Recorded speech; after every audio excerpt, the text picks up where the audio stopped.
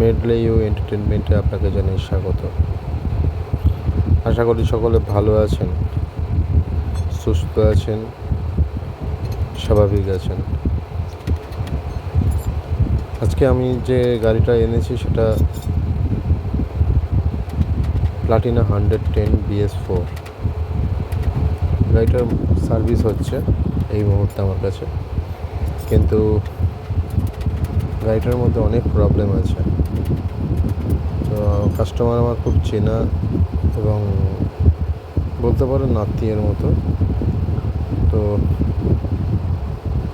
ওনার গাড়ির সার্ভিস হচ্ছে বটে, কিন্তু ওনার সমস্ত কেবেল যেগুলো আছে, ক্লাচ অ্যাক্সিলারেটর কেবেল, সামনের front cable, dual brake system, যে ডুয়েল ব্রেক কেবেল আছে, সমস্ত কেবেলই জং ধরে গেছে। তো আমার কাছে এখন এই মুহূর্তে উনি যা বললেন তাতে বললেন যে এখন ওই সমস্ত কাজগুলো থাক, নর্মাল একটা সার্ভিস। আর চেনটার অবস্থাও খুবই খারাপ, চেনটা পরিবর্তন করতে হবে।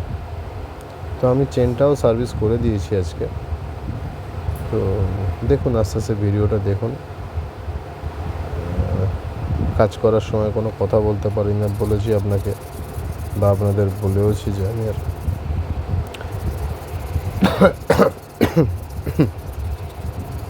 এক্সট্রা কোনো হ্যান্ডস নেই যে আমার ভিডিও রেকর্ডিং করবে, তাই নিজেকেই সমস্ত কিছু একা একা করতে হয়। কী আর করবো, ওয়ান ম্যান আর্মি। শরীরটা অসুস্থ থাকার জন্য কাজ বেশি নিচ্ছি না, কিন্তু কাজ না করলে তো আর সংসার চলবে না। তো এই যে দেখছেন ড্রামটা আমি যে ঘষে ঘষে ময়লাগুলোকে তুলছি, এর একটাই কারণ, যাতে ব্রেকিং সিস্টেমটা ভালো হয় এবং ভেতরে রাস্ট যেন না পড়ে। আর অনেকে ড্রামটাকে নর্মাল ফু দিয়ে ওয়াশ করে বা ঝাড়ে কম, প্রচুর কার্বন জমা পড়ে, প্রচুর ধুলো জমা পড়ে। ওগুলোকে পিওরলি যদি না ক্লিন করা হয়, তাহলে যে ডাম্পে যে হিটটা হয়, যে ব্রেকিংয়ের জন্য এবং হুইলের জন্য, হুইলটা ঘোরবার জন্য, যে কন্টিনিউয়াসলি ঘোরবার জন্য যে হিট হয়ে যায় ফ্রন্ট এবং ব্যাক হুইল, তো সেই হিটটাকে ছড়িয়ে দেওয়ার জন্য বা বলতে পারেন টেনে নেওয়ার জন্য বা অ্যাবজর্ব করবার জন্য ওই ডাম্পের মধ্যে যেন ন্যূনতম ধুলো, বালি, ময়লা বা কার্বন পার্টিকেলস না থাকে। তো সেভাবেই আমি পরিষ্কার করছি। গাড়িটা আমার কাছে অনেক দিন, প্রায় 3.5 মাস পরে এলো। মাঝখানে আমার যে শরীরটা খারাপ হয়েছিল, সেই জন্য উনি বললেন যে উজ্জ্বল এখন থাক, পরে কাজটা করো। তো পরে বলতে আমার প্রায় 2 সপ্তাহ পরে আমি কাজটা ধরলাম। শরীরটা এমনিতেও খারাপ, তারপর প্রচণ্ড তাপদাহ। আসলে কি বলুন তো, নগরায়নের সঙ্গে সঙ্গে যে পরিমাণ আমাদের এলাকায় বা আপনাদের এলাকায় বা সকলেরই এলাকায় ফ্ল্যাটের সৃষ্টি হচ্ছে বা ফ্ল্যাট হচ্ছে, তাতে প্রচুর পরিমাণ এসি বসছে। কারোর ঘরে 1 টন, কারোর ঘরে 1.5 টন, কারোর ঘরে 2 টন। তো ঘরের ভেতরে যে মানুষের গরমগুলো যাবে কোথায়? এক্সস্ট করে আমাদের মধ্যে প্রকৃতিতে ছড়িয়ে দিচ্ছে। ভুক্তভোগী হচ্ছে আমি, আপনি বা আমাদের মতো যারা রাস্তায় কাজ করি, তাদের জন্য খুবই অসুবিধা হচ্ছে। তো যাই হোক, গরমের মধ্যে তো শুনলে হবে না। দেখুন, প্রথম কথা হচ্ছে যে আমার যে কাজটা আছে, আমার প্রত্যেকটা কাজ নিট অ্যান্ড ক্লিন করার চেষ্টা করি। কাস্টমার স্যাটিসফ্যাকশান তখনই হবে যখন প্রপারলি সার্ভিস হবে। তো আমি সেই প্রপারলি সার্ভিসটা করবার জন্য যেটুকু করণীয় আমি সেটুকুই করছি। তো এই মুহূর্তে দেখতে পাচ্ছেন আমার ফ্রন্ট হুইলের কাজ হয়ে গেছে। ব্রেকটা প্রচণ্ড লুজ ছিল, অতীব প্রচণ্ড loose. Front brake and back brake also. ফলে কাজ করতে একটু অসুবিধা হচ্ছে আজকে, কারণ আমার আজকে ছেলেও নেই, ওদের পড়া আছে রবিবার, সে কারণে ও আসতে পারবে না বা থাকতে পারবে না। অগত্যা আমাকেই কাজ করতে হচ্ছে, একা হাতে ভিডিও, একা হাতে কাজ বাইকের করছি। ফ্রন্টের ব্রেকটার শুটা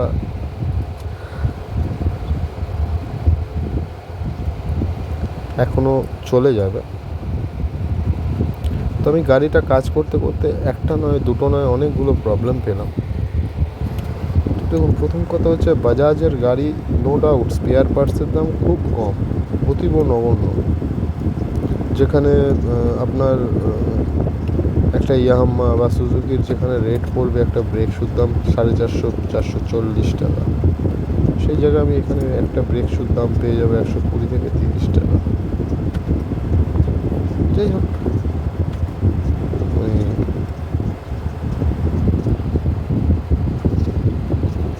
এই মুহূর্তে আমি যেটা করছি সেটা হচ্ছে সামনে ব্রেকের কাজটা করে ফেললাম, সামনে হুইল টোটালি ক্লিন হলো।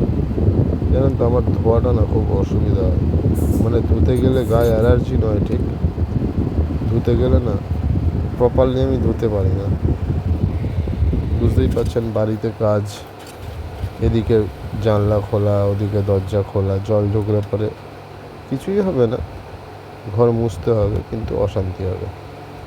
তো এই হচ্ছে পিছনের ব্রেক, পিছনের চেন, যে চেনটা কভার খুলে ফেলেছি, খুলেই ভিডিওটা করছি। তো চেনে দেখুন, চেনটার অবস্থা খুব নয়, প্রচণ্ড খারাপ, অতীব দারিদ্রতার মধ্যে রয়েছে। তো চেনটাকে আমার ওয়াশ করতে হবে। আগে চেন যদিও আমি জল দিয়ে ওয়াশ করে নিয়েছি, এবার যেটা করণীয় সেটা আমি বুঝতেই পারছেন, এখন পরবর্তী মানে ভিডিওর পরে আমি কাজটা করছি, ভিডিওর অডিওটা দিচ্ছি। এটা 14 নম্বর নাটটা দেখেছেন, 14 নম্বর নাট, এটা দিয়ে টানাটাকে খুললাম, খোলার পরে চাকাটাকে বার করব।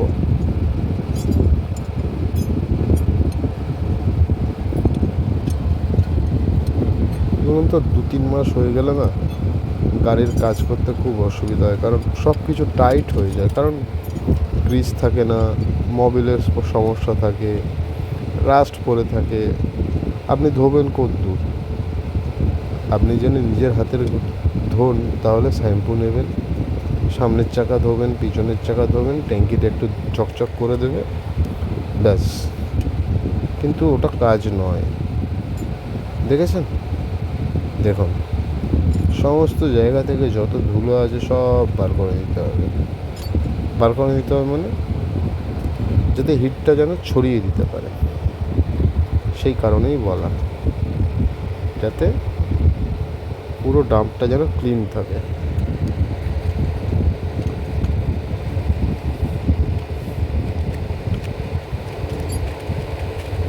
দেখেছেন ব্রেক শুগুলো, পিছনের, সামনের ব্রেক শু যার না ভালো ছিল, তার থেকে 1.5 গুণ ভালো আছে পিছনের ব্রেক শু।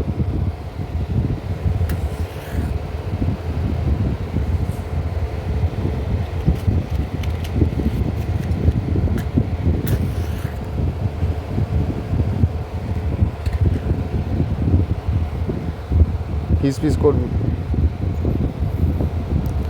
ওয়াশ হচ্ছে, ওয়াশ করে যাচ্ছি। দেখুন, একটা খুব জিনিস মনে দুঃখ লাগে, জানেন তো, আমরা না যারা ভিডিওতে ক্রিয়েটার বা ব্লগার, তারা আবার একটা ভিডিও করতে প্রচণ্ড কষ্ট হয়, কাকে বাদ দেবো, কাকে রাখবো বুঝতে পারি না। দেখেছেন পিছনের ডামটা কীভাবে ঘষছি? পিছনের ডাম ঘষবার জন্য যদি আপনি বাড়িতে করেন 17 নম্বর রিং রেঞ্জ নেবেন, 14 নম্বর রিং রেঞ্জ লাগবে, এবং যদি চেন ঢলঢলে হয়ে যায় 24 নম্বর রিং রেঞ্জ বা 24-27 যেটা আছে। অনেকে বলে ব্রাশ দিয়ে করছে, অনেক খাটনি কম এবং একাকিত্ব দূরী করছে, আসলে তা নয়। সবাই আমরা স্বার্থপর, বুঝতে পারছেন? হরে কৃষ্ণ।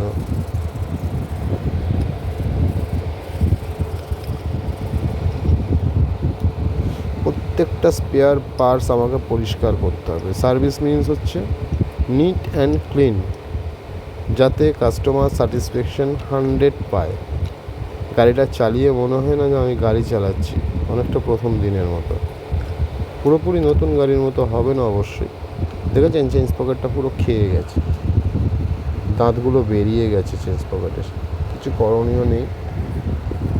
একটা চেঞ্জ পকেটে অ্যান্ড্রুয়েন্সের পরে ওই 1200 থেকে 1400 টাকার মধ্যে, তো ওটাকে পাল্টাতেই হবে, আর কিছু করণীয় নেই।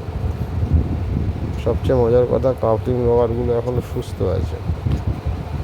আপনি অসুস্থ, কিন্তু আমার কাপলিং রবার একদম সুস্থ।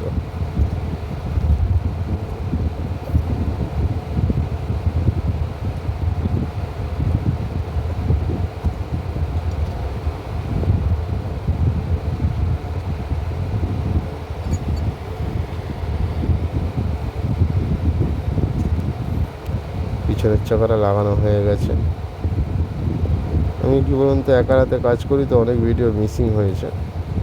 দেখুন, ড্রেন নাট খুলতে গেলে বাজাজ প্লাটিনা 110-এর 18 নম্বর রিং রেঞ্জ নেবেন। ভেতরে একটা জালি আছে, ওই জালিটাকে ভালো করে ক্লিন করবেন, ওটা ড্রেনের জন্য রয়েছে।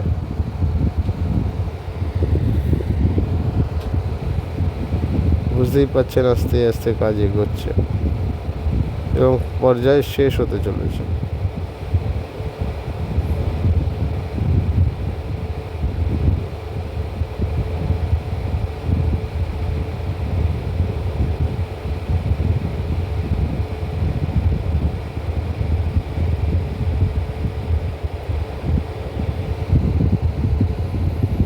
চেন যতই টাইট করুন না কেন, যাই করুন না কেন, চেনের সামনের পকেটে হালকা করে মোবিল দিয়ে দেবেন, ফলে যে আওয়াজটা হয় সেই আওয়াজটা হবে না এবং গাড়ির মধ্যে একটা স্মুথনেস আসবে।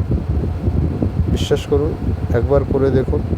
কোনো WD-40 বা আদার্স কিচ্ছু না, অনলি পারপাস জল দিয়ে ভালো করে ওয়াশ করে কাজটা করুন, ভালো লাগবে, চালিয়ে মজা পাবেন।